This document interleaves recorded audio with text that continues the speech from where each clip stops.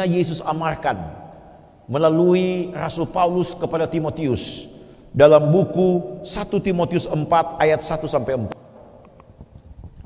1 Timotius 4 ayat 1 sampai 4. Tetapi Roh dengan tegas mengatakan bahwa di waktu-waktu kemudian ada orang yang akan murtad. Dengar. Akan ada orang murtad, lalu mengikuti roh-roh penyesat,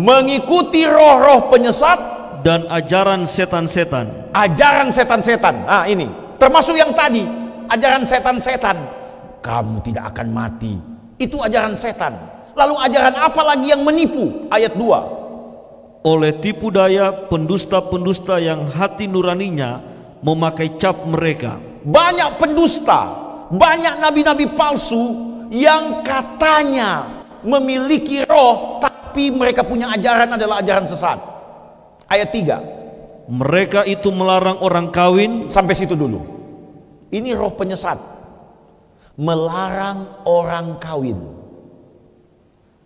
Saudara-saudara, di zaman ini, di zaman ketika ayat ini diungkapkan, ada muncul sebuah fenomena gerakan kerohanian bahwa namanya kawin, makan-makan, itu semua dosa. Itu semua dosa. Padahal sebelum manusia jatuh ke dalam dosa, ada namanya perkawinan. Jadi kalau ada orang mau menikah, anak-anak muda mau menikah, menikah bukan dosa. Dosa itu kalau menikah laki-laki dan laki-laki, itu dosa. Yang mau menikah perempuan dengan perempuan itu dosa. Alkitab mencatat bahwa ajaran yang benar, satu saat laki-laki akan tinggalkan orang tua, bersatu dengan istrinya. Itu bukan dosa. Tapi ada ajaran di zaman akhir bahwa tidak boleh kawin. Ini ajaran sesat. Selanjutnya, melarang orang makan makanan yang diciptakan Allah. Tunggu. Ini poin yang ingin saya ambil. Salah satu ajaran sesat juga melarang orang makan makanan yang diciptakan Allah. Ini kadang-kala disalah mengerti. Tunggu Pendeta Alan, sebelum lanjut ayat ini. Nanti dibacakan sesudahnya lagi ya. Melarang orang makan makanan yang diciptakan Allah. Tadi saya sudah bilang bahwa ajaran sesat itu menyatakan kawin-mawin itu dosa dan makan-makan itu dosa. Padahal makan-makan bukan dosa. Melarang orang makan makanan yang diciptakan Allah. Saya mau tanya sama saudara-saudara, makanan apa yang diciptakan Allah? Ya. Makanan apa yang diciptakan Allah? Saudara, kita harus paham betul apa sebenarnya definisi makanan dalam Alkitab. Siapa di sini pernah makan gado-gado? Angkat tangan. Yang pernah makan gado-gado. Wah. Apa dalam gado-gado ada ayam? Kalau ada ayam, gado-gado namanya. Bukan gado-gado. Oke, saya tanya lagi sama orang Maluku, orang Palopo ataupun orang Toraja. Papaya, kapurung. Kalau makan kapurung, apa yang ada dalam kapurung? Sagu, ada ikannya, ada kuahnya. Sekarang, kalau ditambah dengan nasi di sana, disebut kapurung? Bukan kapurung. Begitu juga gado-gado. Kalau ditaruh di sana ada ayam, bukan gado-gado namanya. Begitu juga dengan definisi makanan. Apa makanan, definisi makanan dalam Alkitab? Nah, makanan ini ajaran sesat di zaman akhir. Mereka larang orang makan makanan yang diciptakan Tuhan. Makanan apa yang diciptakan Tuhan untuk jadi makanan? Mari kita buka Kejadian 1 ayat 29. Kejadian 1 ayat 29. Apa makanan yang diciptakan Tuhan? Boleh baca. Berfirmanlah Allah, lihatlah aku memberikan kepadamu segala tumbuh-tumbuhan yang berbiji di bumi, segala pohon-pohonan yang buahnya berbiji, itulah akan menjadi makananmu. Ingat saudara-saudara, ini diumumkan langsung oleh Tuhan. Makanan kita adalah biji-bijian, buah-buahan, pohon yang buahnya berbiji. Itu makanan kita. Ajaran sesat di zaman akhir, mereka bilang tidak boleh makan ini. Wah, bertentangan. Justru ini makanan yang harus dimakan. Selanjutnya, apalagi yang jadi makanan? Kejadian 3:18. Kejadian pasalnya yang ketiga, ayatnya yang ke-18. Semak duri dan rumput duri yang akan dihasilkannya bagimu, dan tumbuh-tumbuhan di padang akan menjadi makananmu. Tumbuh-tumbuhan di padang akan menjadi makananmu. Saudara-saudara, ini menjadi jelas. Makanan yang Tuhan ciptakan adalah buah-buahan, biji-bijian. Setelah manusia jatuh dalam dosa, Tuhan tambahkan tumbuh-tumbuhan di padang. Dan dalam bahasa asli Alkitab itu identik dengan sayur-sayuran. Oke? Ini diumumkan langsung oleh Tuhan. Tidak pakai perantara. Tuhan bilang di Kejadian 1 ayat 29 buah-buahan, di Kejadian 3 ayat 18 Tuhan umumkan langsung ada menu tambahan. Apa itu? Sayur-sayuran. Waktu manusia sudah jahat, dunia akan dibinasakan dengan air bah. Tuhan tambah menu. Mari kita buka dalam buku Kejadian pasalnya yang ke-7, ayatnya yang kedua. Dari segala binatang yang tidak haram haruslah kau ambil 7 pasang, jantan dan betinanya. Tetapi dari binatang yang haram 1 pasang, jantan dan betinanya. Saudara-saudara, dari binatang yang tidak haram artinya boleh dimakan. Itulah makanan. Definisi makanan yang pertama, buah-buahan, biji-bijian. Yang kedua, sayur di padang. Yang ketiga, definisinya adalah binatang yang tidak haram boleh dimakan. Yang bagaimana itu? Saudara-saudara, saya sudah katakan dari awal, kalau kita bahas firman Tuhan harus bahas utuh secara keseluruhan. Dan definisi lengkap mana yang haram halal Anda boleh baca di rumah. Kita tidak punya waktu di sini. Imamat pasal 11. Dan menu makanan ini tidak pernah berubah sampai zaman Yesus, bahkan sampai zaman kita sekarang. Saya berani mengatakan itu. Walaupun banyak orang mengutip ayat Alkitab yang akhirnya keliru. Nah, makanan yang disiapkan Tuhan inilah yang di zaman akhir dikatakan jangan makan. Sangat disayangkan. Justru kita disuruh makan buah-buahan, biji-bijian, makan sayur, dan makan hanya binatang yang halal. Contohnya kambing, rusa, sapi, kerbau, itu yang halal. Ayam halal. Dan itu memang diumumkan langsung oleh Tuhan. Ada yang bilang begini, pendeta, yang bergerak semua katanya boleh dimakan. Kejadian 9 ayat 3. Coba buka. Kejadian 9 ayat 3.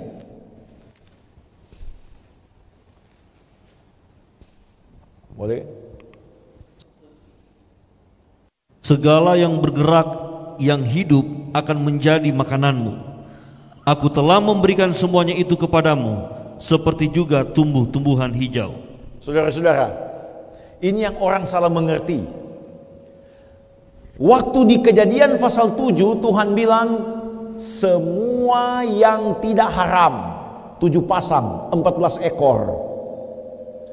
Itu waktu Nuh masuk dalam bahtera. Binatang-binatang masuk dalam bahtera. Waktu Nuh sudah mau keluar bahtera, Tuhan bilang segala yang bergerak boleh kau makan. Ini artinya bukan semua yang bergerak, semua yang bergerak yang halal. Karena sebelumnya yang bergerak tidak boleh dimakan. Karena yang sebelumnya Tuhan kasih cuma 2 menu, buah-buahan, biji-bijian tambah dengan sayur. Sekarang sayur dan buah-buahan tidak ada. karena dunia dipenuhi dengan air bah, tidak ada tumbuhan. Apa yang terjadi? Tuhan bilang, silahkan makan yang bergerak, tapi yang halal, yang tidak haram.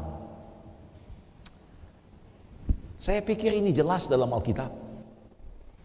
Dalam buku Yesaya pasal 66 ayat 15 sampai 17. Yesaya 66 ayat 15 sampai 17. Boleh dibaca. Yesaya 66 ayat 15 sampai ayatnya yang ke-17. Sebab sesungguhnya Tuhan akan datang dengan api. Tuhan akan datang dengan api. Dan kereta-keretanya akan seperti puting beliung. Keretanya seperti puting beliung. Untuk melampiaskan murkanya dengan kepanasan dan hardiknya dengan nyala api. Selanjutnya ayat 16. Sebab Tuhan akan menghukum segala yang hidup dengan api dan dengan pedangnya. Dan orang-orang yang mati terbunuh oleh Tuhan akan banyak jumlahnya. Sampai situ dulu. Tuhan akan datang membinasakan manusia dengan api. Saudara, dalam cerita baru sekali terjadi ketika Sodom dan Gomora. Dan itu sudah terjadi. Dalam buku Yesaya mengatakan akan datang Tuhan dengan api membinasakan manusia. Siapa yang dibinasakan? Ayat selanjutnya. Mereka yang menguduskan dan mentahirkan dirinya untuk taman-taman dewa dengan mengikuti seseorang yang ada di tengah-tengah. Mereka yang menyembah dewa-dewa, mengikuti orang yang ada dalam proses penyembahan itu. Yang memakan daging babi. Yang makan daging babi. Dan binatang-binatang jijik serta binatang tikus. Jijik serta tikus. Mereka semuanya akan lenyap sekaligus. Demikianlah firman Tuhan. Tuhan yang berfirman. Ada yang mengatakan pendeta itu kan di lama. Tapi walaupun itu diungkapkan dalam perjanjian lama, itu memberikan gambaran tentang peristiwa yang akan terjadi. Karena Tuhan akan datang dengan api membinasakan dunia ini. Dan itu belum terjadi. Itu berarti ayat ini masih merujuk pada apa yang Tuhan firmankan. Jangan makan yang bukan makanan. Cuma kita sekarang di dunia modern ini semua kita anggap makanan. Apalagi kalau pergi di Manado, di Tomohon, sampai dengan ular dianggap makanan. Monyet makanan. Minta maaf kalau mereka yang ada suku Minahasa. Baru-baru kami ke Sopeng, lihat banyak sekali kelelawar bergantungan di tengah kota, di pohon-pohon yang ada di tengah kota. Lalu ada yang berkelakar, ini kalau di Manado ini kalau di Manado selama jadi ikan, artinya selama menjadi makanan. Tapi definisi makanan dalam Alkitab itu bukan makanan. Bicara gado-gado, tidak ada ayam di sana. Bicara kapurung, tidak ada nasi di sana. Hal yang sama juga definisi Alkitab, bicara makanan, tidak ada babi di sana. Bicara makanan, tidak ada yang namanya tikus, anjing, tidak ada dalam Alkitab. Kalau bicara makanan. Cuma sekarang kita sudah terkontaminasi dengan begitu banyak menu makanan. Ada orang kutip Markus pasal 7. Mari kita buka Markus 7 ayatnya yang ke-19. Markus pasal 7 ayat 19. Markus 7 ayat 19.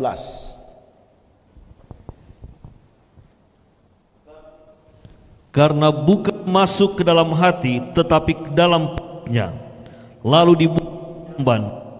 Dengan demikian ia menyatakan semua makanan halal. Ini yang sering dikutip orang.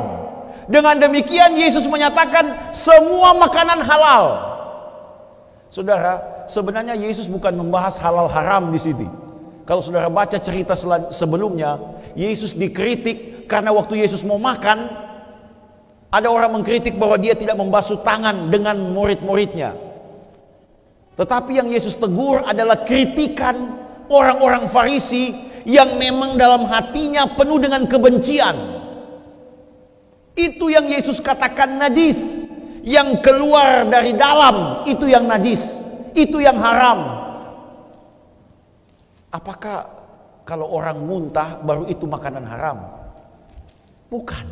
Yang Yesus maksudkan di situ adalah niat jahat dalam hati. Karena waktu itu Yesus mau makan, maka keluarlah kalimat dari Markus, semua makanan halal. Makanan yang mana? Makanan yang ada di meja situ. Tapi dalam makanan yang ada di meja situ sudah pasti tidak ada babi, tidak ada anjing, tidak ada kucing, tidak ada tikus. Sama yang saya bilang tadi, waktu kita makan kapurung tidak bicara nasi, waktu kita makan gado-gado tidak bicara ayam. Begitu juga dengan definisi makanan. Kalau bicara makanan dalam Alkitab tidak bicara tentang babi, anjing, kucing yang haram, tapi bicara makanan sudah pasti makanan yang halal. Tapi banyak orang tidak mau percaya tentang hal ini. Mari kita lihat sama Yesus. Memang Yesus dalam Alkitab diceritakan cuma makan ikan. Dan memang tidak ada ayat yang secara langsung menyatakan bahwa Yesus hanya makan atau Yesus melarang orang makan makanan haram. Tidak ada. Tetapi ada indikasi bahwa apa yang selama ini kita makan dan dianggap sebagai makanan, seperti saya contohkan babi, dalam Alkitab Yesus punya pengalaman dengan babi.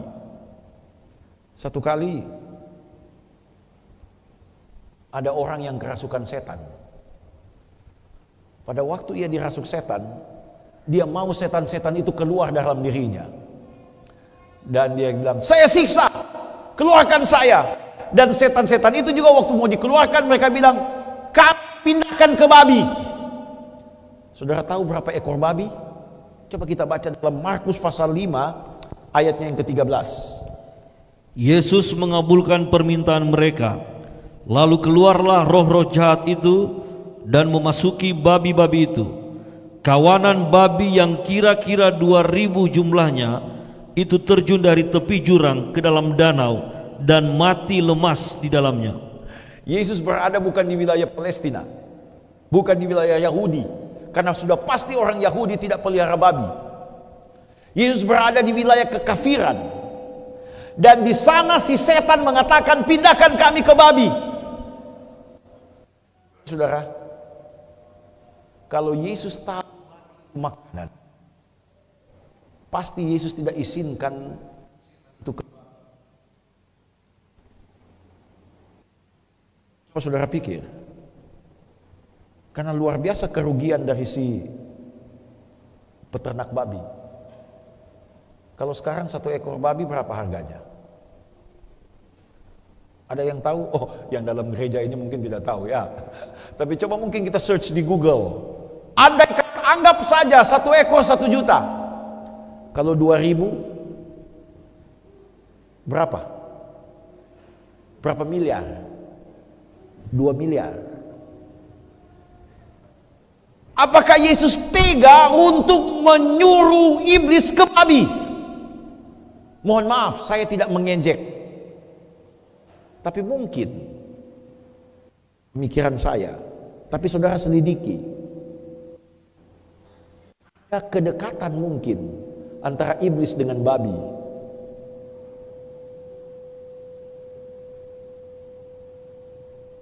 Yesus ingin membuktikan kepada orang bahwa babi itu bukan makanan. Babi itu bukan makanan. Mohon maaf kalau ada yang menyaksikan tayangan ini tersinggung dengan pembahasan ini. Tapi saya angkat ini untuk memberikan amaran Yesus di zaman akhir supaya jangan tersesat. Kembali kepada Alkitab. Saya agak sedikit menggelitik, membuka Facebook, membuka media. Ada seorang pendeta bahkan mengatakan babi boleh dimakan dengan mendasarkan ayat pada firman Tuhan. Mari kita buka Kisah pasal 10 ayat 15. Kisah 10 ayat 15. Kedengaran pula untuk kedua kalinya suara yang berkata kepadanya, apa yang dinyatakan halal oleh Allah tidak boleh engkau nyatakan haram. Saudara-saudara, pendeta ini mengutip apa yang Petrus sedang dapat khayal. Petrus dapat penglihatan bahwa dalam penglihatan itu kebetulan Petrus lagi agak lapar. Jamnya juga sudah jam tengah hari. Lalu Petrus dapat penglihatan ada banyak binatang di situ, binatang-binatang yang haram. Lalu Tuhan berfirman, makanlah, sembelilah dan makanlah. Lalu mengutip ayat, apa yang dihalalkan Allah, jangan diharamkan oleh manusia. Ayat ini yang dikutip untuk menyebarluaskan kepada dunia, boleh makan babi. Sangat disayangkan. Selidikilah firman Tuhan dengan seksama. Ingat, dalam cerita itu Petrus tidak menyembeli dan Petrus tidak makan. Coba baca ayat 17. Ayatnya yang ke-17. Petrus bertanya-tanya di dalam hatinya, apa kiranya arti penglihatan yang telah dilihatnya itu? Sementara itu telah sampai di muka pintu orang-orang yang disuruh Kornelius dan yang berusaha mengetahui di mana rumah Petrus. Sampai situ dulu. Saudara, kita mendapat kuncinya di sini. Petrus tidak makan. Petrus tidak sembeli. Waktu itu Petrus sedang mendapat penglihatan dan ada orang kafir, bukan orang Yahudi, Kornelius. Dia sedang mencari kebenaran firman Tuhan, mengutus orang datang ke rumah Petrus. Dengarkan saudara-saudara, penglihatan yang didapat oleh Petrus 3 kali. Memang benar Tuhan mengucapkan kalimat apa yang dihalalkan jangan diharamkan 3 kali juga. Tapi itu penglihatan. Sangat disayangkan kalau ada yang mengutip ayat ini untuk memberikan legitimasi boleh makan semua. Saudara, sejak Tuhan mengucapkan kata-kata dalam buku Kejadian pasalnya yang ke-7 dan ke-9 bahwa manusia boleh makan daging yang halal, maka tidak pernah ada perubahan perintah soal makanan sampai kitab Wahyu. Tidak ada. Kalau toh ada yang mengatakan, oh dalam buku Roma jangan kamu menghakimi tentang makanan, itu bukan makanan haram halal. Hanya kita saja di zaman akhir sudah terkontaminasi pikiran kita bahwa semua bisa dimakan. Kalau di Manado memang saudara-saudara gila-gila. Saya pernah di pasar, saya lihat ada tikus dipanggang. Saya pernah lihat ada kucing. Kalau pergi ke pasar ekstrim di Tomohon ya. Wah, ular, monyet. Di pasar itu sangat menggelikan. Itu sudah menjadi pemikiran kita di zaman modern. Makanya Tuhan di zaman akhir memberikan amaran. Kembali ke Alkitab. Kembali kepada firman Tuhan. Saudara, Yesus tidak pernah sekalipun mengucapkan kata bahwa kita sudah boleh makan segala-galanya. Jangan sesat.